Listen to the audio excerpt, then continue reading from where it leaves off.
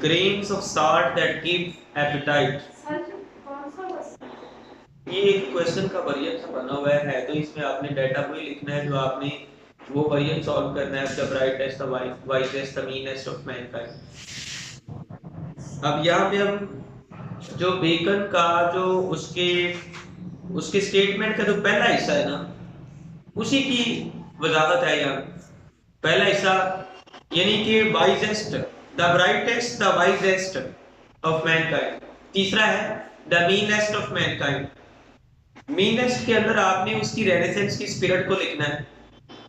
इस वर्जन के अंदर जहानत भी आ रहेगी और स्पिरिट ऑफ रेनेसेंस भी आ रहेगी, जो वो वर्जन है the brightest, the wisest, the meanest of Mankind. उसके अंदर जहानत भी आ रहेगी और उसके अंदर रेनेसेंस की स्पिरिट भी आ रहेगी। रेनेसेंस की स्पिरिट क्या है? जिसके अंदर लालच है, जिसके अंदर डबल क्रॉसिंग है, चीटिंग है, डेविलिज्म है, सैटनिज्म है, वो सारी मीनेस्ट में आ रहेगी। जिसके अंदर वो नेगेटिव कोड टीच कर रहा है, वो सारी मीनेस्ट में आ रहेगी। समझ आ गई ना? नेगेटिव कोड ऑफ रिवेंज के अंदर कहता है इंतकाम लो, ऑफ ट्रूथ के अंदर कहता है झूठ बोले। अगर झूठ और सच को मिक्स करोगे तो वो तो सोने पे सुहागा है। समझ आई ना? और सिमुलेशन और डिसिमुलेशन के अंदर भी कहता है अपना फायदा पाने के लिए अगर आप डबल फेस बनाते हैं, इट्स ओके। इंसान सबसे ज्यादा लाभ अपने आप से करता है, तो अपने फायदे के लिए कुछ भी करें, सफेद करें, स्याह करें, ऑल राइट। ये जो नेगेटिव कोड टीचिंग कर रहा है, ये उसकी मीनेस्ट है। उस वर्जन के अंदर दो बड़े सवाल सॉल्व किए जा सकते हैं, बेकन की जहानत को और बेकन की जो मीन स्पिरिट है, यानी जो उसकी कम्युनिटी है और जो उसकी नेगेटिविटी है और जो उसके नेगेटिव कोड्स हैं जिनको वो टीच कर रहा है अपने एसेज में, वो सारे उसके अंदर आपने डील करने। बड़ा कंप्रिहेंसिव वो स्टेटमेंट है। ये वाला जो क्वेश्चन नंबर 16 है, पेज नंबर 444 के ऊपर क्वेश्चन नंबर 16, यहाँ पे आपने उसकी जहानत को अब प्रूव करना है। उसकी जहानत को आपने जस्टिफाई करना। सवाल ये है, Bacon is wit and wisdom. Bacon is wit and wisdom. उसकी जहानत को, उसकी अक्लमंदी को, वो स्कॉलर है, वो फिलोसफर है, वो वाइजेस्ट है, वो ब्राइटेस्ट है, वो विटी है, वो इंटेलेक्चुअल है, वो विजडम का मालिक है, वो father of English prose writer है। इससे बड़ा उसको इजाज क्या देना हमने? उसकी जहानत बता रही है, उसके अल्फाज, minimum words maximum meanings. This is a particular feature of Bacon's essays. थोड़े अल्फाज बड़े मीनिंग।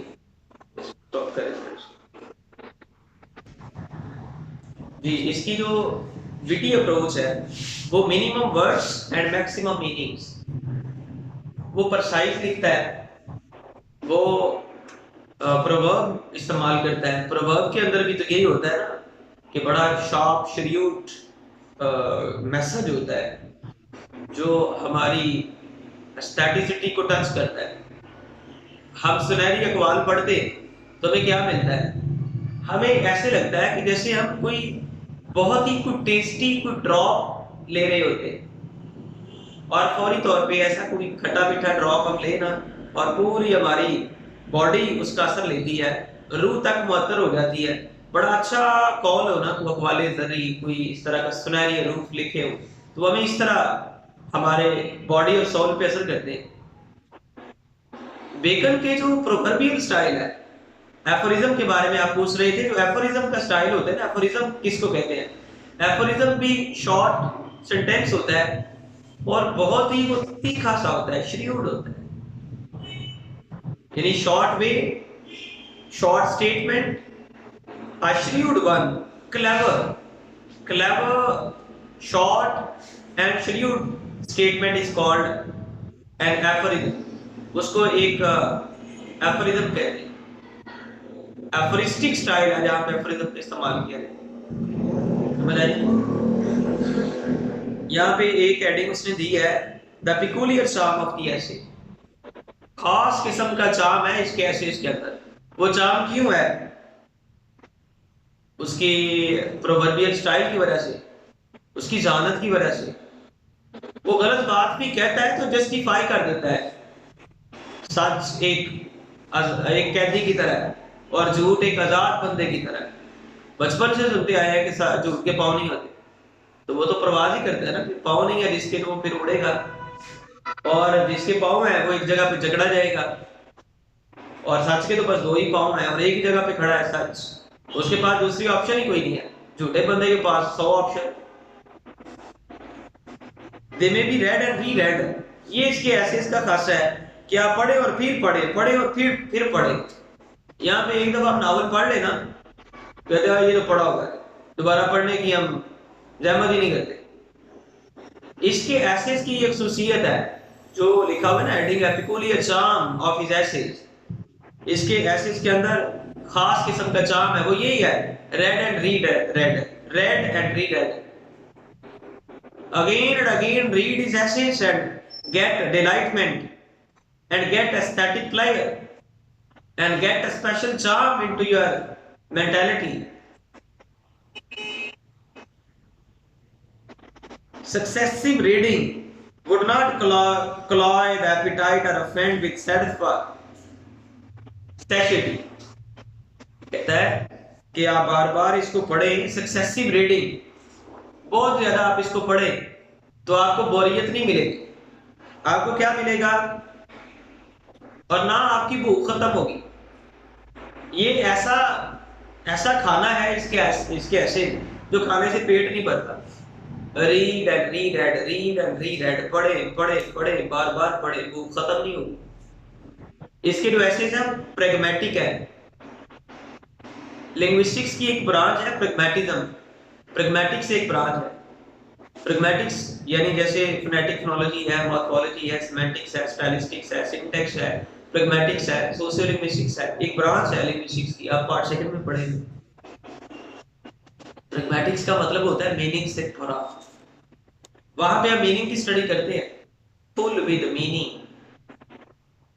इसके जो एसेज है वो प्रैग्मेटिक है, इसका जो स्टाइल है प्रैग्मेटिक है, इसका जो स्टाइल है, इनमें से कोई वर्ड पकड़ सकता है स्टाइल के लिए। इसकी जानत को साबित करने के लिए आप इसका स्टाइल भी लिखेंगे, इसकी जानत भी लिखेंगे, इसके एफोरिज्म का स्टाइल भी लिखेंगे। एफोरिस्टिक स्टाइल है और प्रिसाइज स्टाइल है, वो शॉर्ट स्टाइल है, हम इसका स्टाइल भी ऐड करेंगे और इसके एसेस की खासियत भी ऐड करेंगे। एसेस की खासियत क्या है?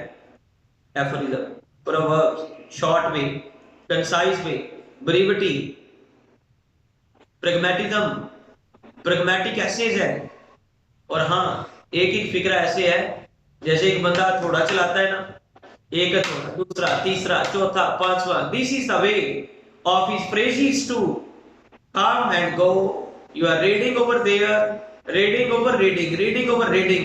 It's like the stroke of the hammers. कोई ऐसी पैदल बात नहीं है कि जो आप इधर से शॉर्ट सा पढ़ेंगे तो शॉर्ट आइडिया फौरी तौर पे आपको ऐसा देगा कि उसको आप एक्सप्लेन करेंगे तो एक फ्रेज के ऊपर पैराग्राफ लिखा जा सकता है। इस कदर इसने कूट कूट के भरे हुए हैं अपने एसेस के अंदर ख्यालात को ऐसे भरा। इसके ऐसे की तारीफ ही किया है, बिखरे हुए ख्यालात को एक जगह पे जकड़ दो तो ऐसे बन जाएगा। इसके एसेस की डेफिनेशन 2 वर्ड पे है, डिस्पर्स्ड मेडिटेशन, बिखरे हुए अफकार। बिखरे हुए अफकार को ये एक जगह पे रखता है, यानी जो अफकार बिखरे हुए हैं ट्रुथ के बारे में, वो एक ऐसे में ट्रुथ के अंदर रख दिए। और इसके एसेस का खासा ये है, रेफरेंसेस की बारिश कर देता है, बुछाड़ कर देता है रेफरेंसेस की। Reference from history, from myth, from science, from astrology, वहां से आपको रेफरेंसेस लाके देता है, हैरान कर देता है। रेफरेंसेस भी आपके दिमाग के ऊपर हथौड़े की तरह चलते हैं। आपने इसकी जानत को डील करना है। अगला है reasons of it, there human interest. इसके जो एसेज हैं वो इंसान की दिलचस्पी का मरकज। ऐसा नहीं है जैसे आप चौसर को पढ़ते हैं ना तो आपको एक रिफ्रेशमेंट मिलती रहती है, character over character, character over character, but no border बोरियत उधर भी नहीं है, वो भी यूनिवर्सल राइटर है। Bacon is the father of English poetry, sorry, Chaucer is the father of English poetry, Bacon is the father of English prose writer. दोनों अपने अपने जॉनर के फादर हैं। वो पोइट्री का फादर है और ये प्रोज का फादर है। इंग्लिश पोइट्री, इंग्लिश प्रोज, दोनों अपने अपने जॉनर्स के फाउंडर हैं, फादर हैं, लेजेंड है। समझ आई ना?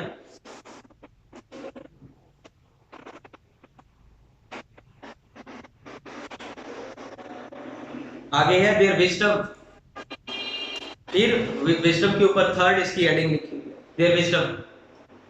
इसकी विजडम के ऊपर his essays are indispensable for a young man who seeks worldly advancement। एक नौजवान जिसको दुनिया का इल्म हासिल करना है और उसके अंदर एक बड़ा क्रेज है और बड़ी जुस्तजू है, उसके लिए उसके ऐसे they embody the experience of a shrewd and exceptionally wise man of the world। इसके जो एसेज है वो एक्सपीरियंसेस से भरे हुए, बड़े क्लेवर, श्रीउड और इस तरह की एक्सपीरियंसेस हैं उसके एसेज के अंदर। Bacon's essays on the other hand, ये नीचे तकरीबन इस पैराग्राफ के आपसे थोड़ा नीचे, Bacon's essays on the other hand are delightful reading for them. They don't preach any high idealism, but temper lofty ideals with prudential consideration। Bacon के ऐसे हैं, उसको पढ़ के हमें एक डिलाइटमेंट भी मिलती है। पोइट्री को पढ़ के विलियम वर्ड्सवर्थ कहता है it delights and teaches, it teaches and delights। Delight कहाँ पे होती है? एस्थेटिसिज्म के अंदर होती है। हमारी जो सेंसेस होती हैं वहां पे किस्म की हम डिलाइट महसूस करते हैं।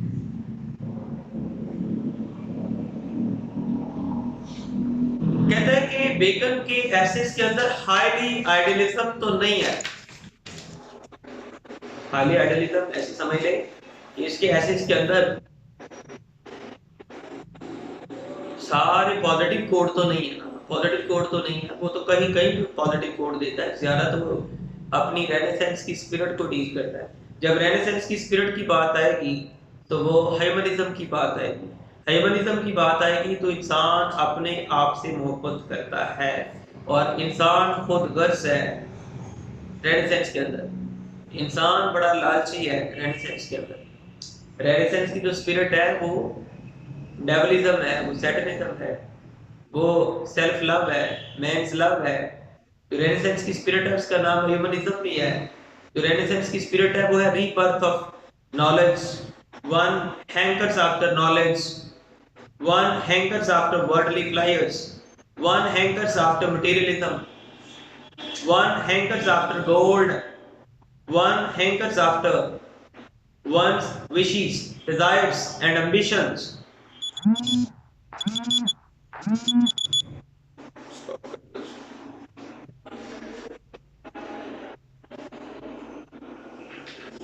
The advice to be truthful has nothing new or interesting about it।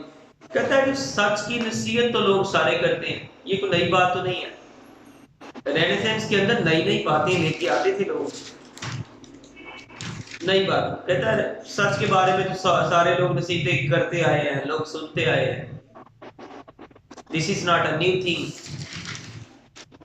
So in Renaissance writers were introducing new ideas, new things, new word। This was a new world। ये एक नई दुनिया थी।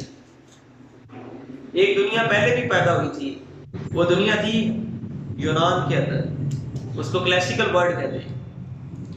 और जब वो मर गई, वो दुनिया सो गई। मिडिवल एज के अंदर एक नई दुनिया आ गई। उसके बाद दोबारा से दुनिया, फिर वही दुनिया पैदा हुई 15वीं 16वीं सदी में, 17वीं सदी में। उसको दोबारा की जो पैदाइश होती है ना, उसको कहते हैं रेनेसेंस, दोबारा की पैदाइश। रेनेसेंस कहते हैं दूसरा जन्म। दूसरा जन्म जो होता है रेनेसेंस का। रीबर्थ इसको इंग्लिश में कहते हैं, रीबर्थ, दोबारा खुदाई। रीसलेक्शन, दोबारा जिंदगी का मिलना। हिंदुइज्म में कहते हैं ना, सातों जन्म, 7 दफा जन्म होता है, ये दूसरा जन्म जिसको रेनेसेंस है। ये इल्मो अदब का जन्म है, ये है एक नया नॉलेज दोबारा पैदा होगा, क्लासिकल दौर के बाद दोबारा पैदा होगा, फिर दोबारा एक न्यू क्लासिसिज्म के अंदर क्लासिकल के स्ट्रक्चर दोबारा फिर आते हैं, उसको न्यू क्लासिसिज्म 18वीं सेंचुरी, जिसमें रेप ऑफ द लॉक है।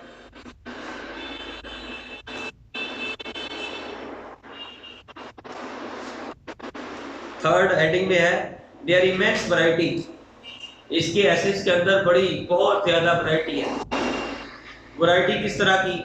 बातों की वैरायटी है, टॉपिक है, टॉपिक इतने ऐसे डील करता है वो, of simulation, of dissimulation, of great places, of truth, of revenge, of friendship, इतने ज्यादा इसका जो रेंज ऑफ डीलिंग है, it's immense, there is immense variety. Thought provoking, quotable, ऐसे सोच से भरपूर कोटेशन ऐड करता है। Bacon style is thought provoking, it's terse, pithy, epigrammatic style के ऊपर ये सारा पैराग्राफ। इसका जो स्टाइल है वो पिची है, टर्स है, एपिग्रामेटिक है। ये तीनों, इन तीनों वर्ड की मैं वजाहत कर चुका हूं। टर्स, थॉट प्रोवोकिंग, एपिग्रामेटिक, एफोरिज्म, इसका स्टाइल मुतासर करने वाला है, और इसके अंदर जो कोटेशन इस्तेमाल करता है, it can easily B memorised, quotation आसानी से आप रट्टा मारे, आपको याद हो जाए। देखिए कहता है doubts are like bats among birds, शक्ल शुबहात ऐसे हैं जैसे चमगादड़ के दरमियान खूबसूरत परिंदे।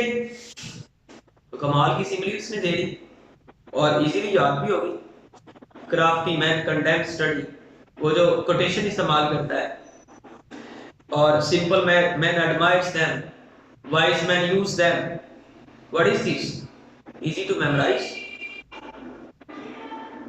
A mixture of lie, truth, ever, add, player, क्या है? इजी टू मेमोराइज और कमाल की कोटेशन।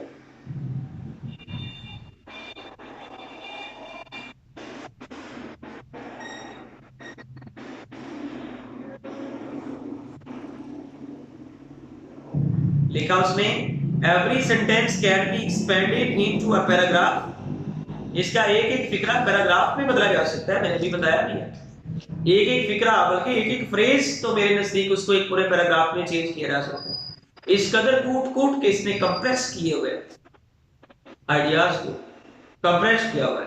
एक्सपेंड करें, खोलें तो ऐसे फैलाव हो जाएगा जैसे पूरा पैराग्राफ लिखा हो। सेंस और इमेजरी भी इस्तेमाल करता है, जो कि पोइट्स का खास है। जो शायर लोग हैं वो इमेजिज्म का इस्तेमाल करते हैं, सिंबलिज्म का इस्तेमाल करते हैं। इसके एसेस के अंदर हमें एक पोएटिक क्रिएटिव एबिलिटी भी नजर आती है। आप उसमें उससे एग्जांपल दी हैं, ये फिक्रे पढ़े आपको एक इमेजरी नजर आएगी, क्रिएटिविटी नजर आएगी। सेंटेंस है learning is both the lark and soars and sings and the hawk that soars and swoops. तो ये एक उसने एक इमेज ड्रा कर दिया कि जो लर्निंग है, this is both like the lark and soars and sings. उसके अंदर इस कदर चाह, चंडोल के परिंदे को लाख कहते हैं। वो जब चहचहाता है, वो गाता है, तो चंडोल का परिंदा चहचहाना, उसका गाना और उसका आवाज निकालना और फिर हवाओं का चलना। And the hawk that soars and swoops, और फिर जो अकाब है उसकी आवाज और उसकी प्रवास, उसकी आवाज, उसकी प्रवास, उनका गाना, उनका चहचहाना, हाक का और लाख का, चंडोल का और अकाब का। तो यहाँ पे एक इमेज है, परिंदों का चहचहाना, उनकी आवाजें निकालना। लिखा हुआ है He that hath wife and children hath given hostage of fortune। इसके बच्चे और वाइफ होती है ना, वो मुकद्दर का यरगमाली होता है, यानी वो ऐसे है जैसे किसी ने उसको यरगमाल बना दिया। यरगमाली समझते हैं किसको कहते हैं? यानी किसी को पकड़े और उसको आप बंद कर दे कहीं पे, यरगमाल बना दे। ऐसे समय में किडनैप कर ले आप किसी को और किसी कमरे तक महदूद कर दे और बंद कर दे, वहां से उसको आजादी उसकी खत्म कर दे, तो वो यरगमाल बना लेना होता है कि आप यहाँ से बाहर नहीं जा सकते। आप हंस रहे।